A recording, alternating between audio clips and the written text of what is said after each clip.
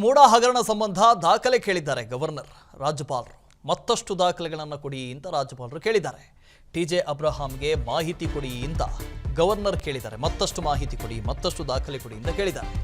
Cabinet ನಿರ್ಣಯದ ಬಗ್ಗೆ ಮಾಹಿತಿಯನ್ನು ರಾಜ್ಯಪಾಲರು ಕೊಟ್ಟಿದ್ದಾರೆ. ಇದಕ್ಕೆ ಸಂಬಂಧಿಸಿದಂತೆ ಹೈಕೋರ್ಟ್ ತೀರ್ಪು ಹಾಗೂ ಸುಪ್ರೀಂ ಕೋರ್ಟ್ನ ತೀರ್ಪುಗಳ ಬಗ್ಗೆ ಮಾಹಿತಿಯನ್ನು ಕೊಡಿ ಅಂತ ಸೂಚನೆ ಕೊಟ್ಟಿದ್ದಾರೆ. ಉನ್ನತ ನ್ಯಾಯಾಲಯದ ಆದೇಶವನ್ನು ಕೊಡಿ, ನನಗೆ ರೆಫರ್ ಮಾಡಬೇಕು ಅಂತ ಟಿಜೆ ಅಬ್ರಹಾಂ ಅವರ ಹತ್ರ ಕೇಳಿದ್ದಾರೆ. ಟಿಜೆ ಅಬ್ರಹಾಂ ಅವ್ರನ್ನ ಬರ ಹೇಳಿದರು ರಾಜ್ಯಪಾಲರು. ಒಂದಷ್ಟು ಚರ್ಚೆಯನ್ನು ಮಾಡಿದ್ದಾರೆ. ಇಡೀ ವಿಚಾರಕ್ಕೆ ಸಂಬಂಧಪಟ್ಟ ಹಾಗೆ, ಹಗರಣಕ್ಕೆ ಸಂಬಂಧಪಟ್ಟ ಹಾಗೆ ಮತ್ತಷ್ಟು ದಾಖಲೆಗಳು ಬೇಕು, ಮತ್ತಷ್ಟು ಮಾಹಿತಿ ಬೇಕು, ಮಾಹಿತಿ ಕೊಡಿ ಅಂತ ರಾಜಭವನ ಕೇಳಿದೆ. ಅದರ ಜೊತೆಗೆ ಈ ಹಿಂದೆ ಸುಪ್ರೀಂ ಕೋರ್ಟ್ನಲ್ಲಿ, ಹೈಕೋರ್ಟ್ನಲ್ಲಿ ಯಾವುದಾದ್ರೂ ಜಡ್ಜ್ಮೆಂಟ್ಗಳಿದ್ದಾವ, ಯಾವುದಾದ್ರೂ ಆದೇಶಗಳಿದ್ದಾವ, ತೀರ್ಪುಗಳಿದ್ದಾವ, ಆ ತೀರ್ಪುಗಳನ್ನು ಕೂಡ ಕೊಡಿ ಅಂತ ಸೂಚನೆಯನ್ನು ಕೊಟ್ಟಿದ್ದಾರೆ. ಈಗಾಗಲೇ ಕ್ಯಾಬಿನೆಟ್ ಒಂದು ನಿರ್ಣಯವನ್ನು ತೆಗೆದುಕೊಂಡಿದೆ. ಪ್ರಾಸಿಕ್ಯೂಷನ್ಗೆ ಕೊಡಬಾರ್ದು ಅಂತ ಹೇಳಿದೆ ರಾಜ್ಯಪಾಲರು. ಅದಕ್ಕೂ ಮುಂಚೆ ಸರ್ಕಾರಕ್ಕೆ, ಪ್ರಮುಖವಾಗಿ ಮುಖ್ಯಮಂತ್ರಿಗಳಿಗೆ ಶೋ ಕಾಸ್ ಅಂತ ಒಂದು ನೋಟಿಸನ್ನು ಕೊಟ್ಟಿದೆ. ಯಾಕೆ ನಿಮ್ಮ ಮೇಲೆ ಪ್ರಾಸಿಕ್ಯೂಷನ್ಗೆ ಅನುಮತಿ ಕೊಡಬಾರದು ಅಂತ ಕೇಳಿದರು. ಅದಕ್ಕೊಂದು ನಿರ್ಣಯವನ್ನು ಕೂಡ ಸಂಪುಟ ಹೇಳಿತ್ತು.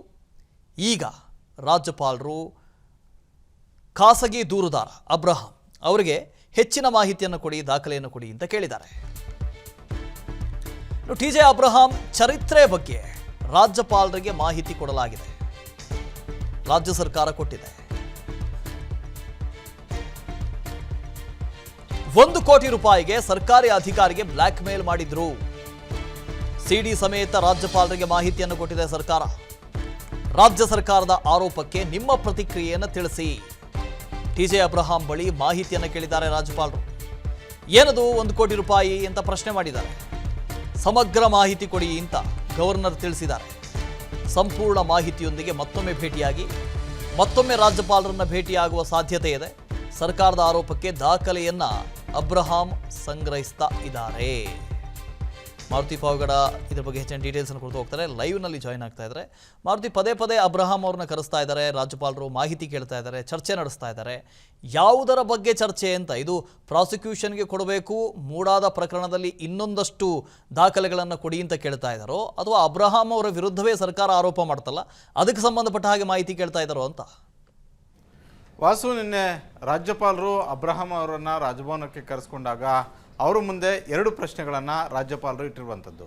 ಮೊದಲನೇದಾಗಿ ಕಳೆದ ವಾರ ಕ್ಯಾಬಿನೆಟ್ ತೆಗೆದುಕೊಂಡಂಥ ಒಂದು ನಿರ್ಣಯ, ಆ ನಿರ್ಣಯದಲ್ಲಿ ಪ್ರಸ್ತಾಪ ಮಾಡಿರುವಂಥದ್ದು ರಾಜ್ಯಪಾಲರ ಒಂದು ಅಧಿಕಾರ. ಇದಕ್ಕೆ ಸಂಬಂಧಪಟ್ಟಂತೆ ಇಂದಿನ ಮುಖ್ಯಮಂತ್ರಿಗಳ ವಿರುದ್ಧ, ಅದು ಕರ್ನಾಟಕದ್ದಾಗಿರ್ಬೋದು, ಬೇರೆ ಬೇರೆ ರಾಜ್ಯಗಳಲ್ಲಿ ಮುಖ್ಯಮಂತ್ರಿಗಳ ವಿರುದ್ಧ ಪ್ರಾಸಿಕ್ಯೂಷನ್ಗೆ ತೆಗೆದುಕೊಂಡಂತಹ ಒಂದು ಪ್ರಕರಣಗಳು, ಅದಕ್ಕೆ ಸಂಬಂಧಪಟ್ಟಂತೆ ಆಯಾ ರಾಜ್ಯಗಳ ಹೈಕೋರ್ಟ್ ಹಾಗೂ ಸುಪ್ರೀಂ ಕೋರ್ಟಲ್ಲಿ ಬಂದಂತಹ ತೀರ್ಪುಗಳ ಬಗ್ಗೆ ಉಲ್ಲೇಖ ಇದ್ದರೆ ಕೊಡಿ ಅನ್ನುವಂಥದ್ದು ಒಂದು. ಇನ್ನೊಂದು, ಮೂಡಾಗೆ ಸಂಬಂಧಪಟ್ಟಂತೆ ಇನ್ನಷ್ಟು ಮಾಹಿತಿಯನ್ನು ಕೂಡ ಕೇಳಿದ್ದಾರೆ ಅನ್ನುವಂಥ ಒಂದು ಮಾಹಿತಿ ಲಭ್ಯ ಆಗಿರುವಂಥದ್ದು. 1990ರಿಂದ ಆರಂಭ ಆದಂತಹ ಈ ಮೂಡ ಕತೆ ಇವತ್ತಿಗೂ ಕೂಡ ಮುಂದುವರಿತಾ ಇರುವಂಥದ್ದು. ಯಾರ್ಯಾರ ಅವಧಿಯಲ್ಲಿ ಏನೆಲ್ಲ ಆಯಿತು, ಇದರಲ್ಲಿ ಮುಖ್ಯಮಂತ್ರಿ ಸಿದ್ದರಾಮಯ್ಯ ಅವರ ಒಂದು ಪಾತ್ರ ಏನು, ಇದಕ್ಕೆ ಸಂಬಂಧಪಟ್ಟಂತೆ ಹಿಂದೆನೂ ಕೂಡ ರಾಜ್ಯಪಾಲರಿಗೆ ಅಬ್ರಹಾಂ ಅವರು ಮೊದಲನೇ ಮನವಿಯನ್ನು ಕೊಡುವಂಥ ಒಂದು ಸಂದರ್ಭದಲ್ಲೂ ಒಂದಷ್ಟು ದಾಖಲೆಗಳನ್ನು ಕೊಟ್ಟಿದ್ದರು. ಆದರೆ ಮುಖ್ಯಮಂತ್ರಿ ವಿರುದ್ಧ ಪ್ರಾಸಿಕ್ಯೂಷನ್ಗೆ ಮುಂದಾಗ್ತಾ ಇರುವಂಥ ಒಂದು ಹಿನ್ನೆಲೆಯಲ್ಲಿ ಏಕಾಏಕಿ ಕೊಡೋದಕ್ಕೆ ಬರೋದಿಲ್ಲ. ಹೀಗಾಗಿ ಅದಕ್ಕೆ ಸಂಬಂಧಪಟ್ಟಂತೆ ಸೂಕ್ತವಾದಂಥ ಒಂದು ದಾಖಲೆಗಳನ್ನು ಒದಗಿಸ್ಕೊಡಿ ಅನ್ನುವಂಥ ಒಂದು ಸೂಚನೆಯನ್ನು ಕೊಟ್ಟಿದ್ದಾರೆ. ಒಂದನೇದಾಗಿ ಕೋರ್ಟಲ್ಲಿ ಇದಕ್ಕೆ ಸಂಬಂಧಪಟ್ಟಂತೆ ಯಾವ ರೀತಿಯಾದಂಥ ಒಂದು ತೀರ್ಪುಗಳು ಇದ್ದಾವೆ ಅನ್ನುವಂಥದ್ದು, ಅದ್ರ ಜೊತೆಗೆ ಮೂಡಾಗೆ ಸಂಬಂಧಪಟ್ಟಂತೆ ಇನ್ನಷ್ಟು ದಾಖಲೆಗಳನ್ನು ಕೊಡಿ ಅಂತ. ಇದ್ರ ಜೊತೆಗೆ ಕಳೆದ ವಾರ ಕ್ಯಾಬಿನೆಟಲ್ಲೂ ಕೂಡ ಚರ್ಚೆ ಆಗಿತ್ತು. ಅಬ್ರಹಾಂ ಅವರು ಹಿಂದೆ ಯಾವ ರೀತಿಯಾಗಿ ನಡ್ಕೊಂಡಿದ್ರು ಅನ್ನುವಂಥದ್ದು, ಬೇರೆ ಬೇರೆ ಪ್ರಕರಣಗಳು ಬಂದಾಗ ಆ ಪ್ರಕರಣಗಳಲ್ಲಿ ಅಬ್ರಹಾಂ ಅದನ್ನು ತಾರ್ಕಿಕ ಹಂತಕ್ಕೆ ತೆಗೆದುಕೊಂಡು ಹೋಗಲಿಲ್ಲ, ಬೇರೆ ವ್ಯವಹಾರ ಮಾಡಿದ್ರು ಅನ್ನುವಂತಹ ಒಂದು ನಿರ್ಧಾರಕ್ಕೂ ಕೂಡ ಬಂದಿತ್ತು.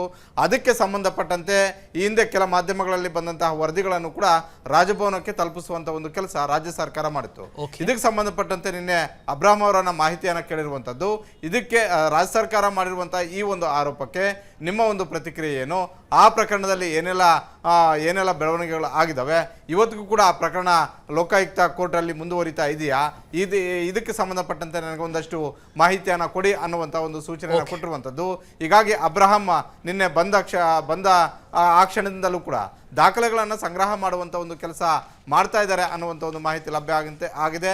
ಬಹುತೇಕ ಇವತ್ತು ಇಲ್ಲವೇ ನಾಳೆ ರಾಜಭವನಕ್ಕೆ ಆ ದಾಖಲೆಗಳ ಸಮೇತ ರಾಜ್ಯಪಾಲರನ್ನ ಭೇಟಿ ಮಾಡಿ ಆ ದಾಖಲೆಗಳನ್ನು ಕೊಡುವಂಥ ಒಂದು ಸಾಧ್ಯತೆ. ಒಟ್ಟಾರೆ ಈ ಬೆಳವಣಿಗೆ ನೋಡಿದ್ದೆ ಆದರೆ ಹಿಂದೆ ಯಡಿಯೂರಪ್ಪ ಅವರ ಪ್ರಕರಣದಲ್ಲಿ ಏಕಾಏಕಿ ಪ್ರಾಸಿಕ್ಯೂಷನ್ಗೆ ಕೊಟ್ಟಿದ್ದು ತಪ್ಪು ಅನ್ನುವಂತಹ ಒಂದು ನಿರ್ಧಾರಕ್ಕೆ ಹೈಕೋರ್ಟ್ ಬಂದಿತ್ತು. ಹೀಗಾಗಿ ಈ ಬಾರಿ ರಾಜ್ಯಪಾಲರು ಪ್ರಾಸಿಕ್ಯೂಷನ್ಗೆ ಕೊಡುವಂಥ ಒಂದು ಸಂದರ್ಭದಲ್ಲಿ ಒಂದಷ್ಟು ಕೋರ್ಟ್ಗಳ ತೀರ್ಪುಗಳಿಗೆ ತಕ್ಕಂತೆ ನಡ್ಕೊಳ್ತಾ ಇದ್ದಾರೆ ಅನ್ನುವಂಥದ್ದು ಮೇಲ್ನೋಟಕ್ಕೆ ಗೊತ್ತಾಗ್ತಾ ಇದೆ. ಮತ್ತೊಂದು ಕಡೆ ಕರ್ನಾಟಕ ಸರ್ಕಾರದಿಂದ ರಾಜ್ಯಪಾಲರ ವಿರುದ್ಧ ನೇರವಾದಂತಹ ಒಂದು ಆರೋಪ ಮಾಡ್ತಾ ಇರುವಂತದ್ದು ಬಿಜೆಪಿಯ ಏಜೆಂಟ್, ದೆಹಲಿ ಸರ್ಕಾರದ ಏಜೆಂಟ್ ಆಗಿ ರಾಜ್ಯಪಾಲರು ವರ್ತನೆ ಮಾಡ್ತಾ ಇದ್ದಾರೆ ಅನ್ನುವಂತ ಒಂದು ಆರೋಪವನ್ನು ಕೂಡ ಕಾಂಗ್ರೆಸ್ ನಾಯಕರು ಮಾಡ್ತಾ ಇದ್ದಾರೆ. ವಾಸ್ತವ. Okay, thank you. Right Maruti. ಅನುಕ್ಷಣದ ಸುದ್ದಿಗಳಿಗಾಗಿ Vistara news YouTube channel subscribe ಮಾಡಿ. ಹೊಸ ಸುದ್ದಿಗಳ ನೋಟಿಫಿಕೇಶನ್ಗಾಗಿ ಬೆಲ್ ಐಕಾನ್ ಕ್ಲಿಕ್ ಮಾಡಿ. ಲೇಟೆಸ್ಟ್ ಅಪ್ಡೇಟ್ಸ್ಗಾಗಿ www.vistaranews.com ವೆಬ್ಸೈಟ್ಗೆ ವಿಸಿಟ್ ಮಾಡಿ. ಅಂಗೈಯಲ್ಲೇ ಜಗತ್ತಿನ ಸುದ್ದಿ ತಿಳಿಯಲು Vistara news Kannada app download ಮಾಡಿ.